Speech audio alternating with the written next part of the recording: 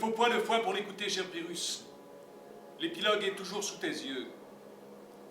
C'était venu comme ça, sans raison. Ainsi font le printemps, l'amour, le choléra. Le jour tomba plus tôt que d'habitude. On crut que c'était un nuage. Un vol d'oiseaux migrateurs.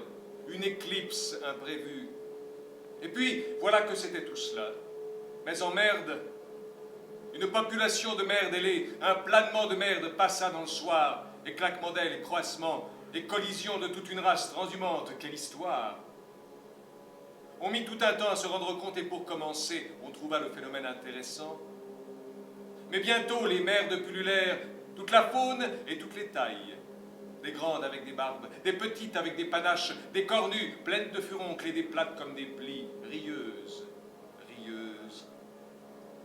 Toutes bien vivaces, les unes qui stridaient comme des hirondelles, et les autres lentes, battant des ailes comme les flamants roses.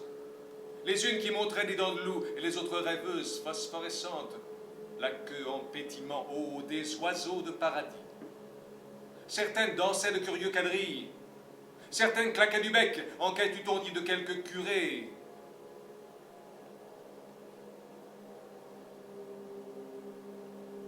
On n'avait jamais vu ça. Une merde qui chie. Une merde qui vole ne fait de mal à personne, mais une merde qui chie. 1000 merdes qui chient. Et rien ne chie comme une merde.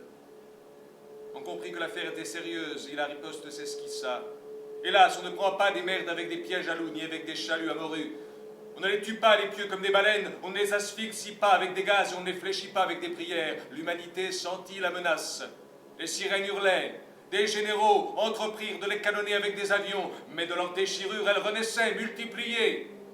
Toujours pacifiques, peu rancunières, gouailleuses peut-être. Ah, celles comme des chauves-souris, qui allaient en plein vol, de petits étrons suspendus à leurs mamelles, et ces guenilleuses, en chaleur d'amour. Ah, le monde allait-il finir de cette manière-là?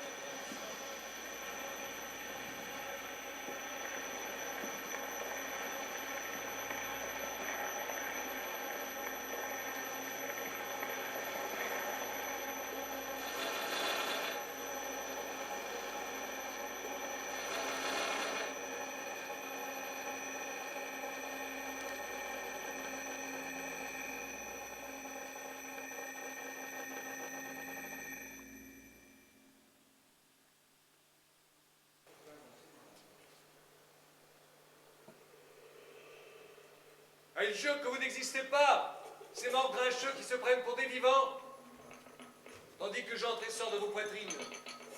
Je me soude aux reins, aux ailes de tonnerre, que je regarde même avec vos yeux incandescents, séraphins frais comme l'avril. Vieux routier, fleurant la muscade, non sur le soupçon de suer qu'exhalent ces défends des ailes. Ange moqueur, ange impératif. Et celui méditant qui m'enseigne à me taire, et vient poser un index d'ange sur mes lèvres. Oui, je dois l'avouer, j'ai bien vécu avec les anges. J'aurais pu le dire plus tôt. Je respire avec leurs soufflets acanthiques. Ah, quels orgues!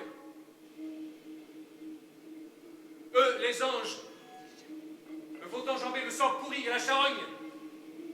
On est ici pour l'aile et non pour la gadoue. On est trop long de patience et on n'en a plus. Je viens tutoyer Michel, Gabriel, Raphaël, Uriel, Heurtebise. Eux, les anges, me montreront le musical envers du monde.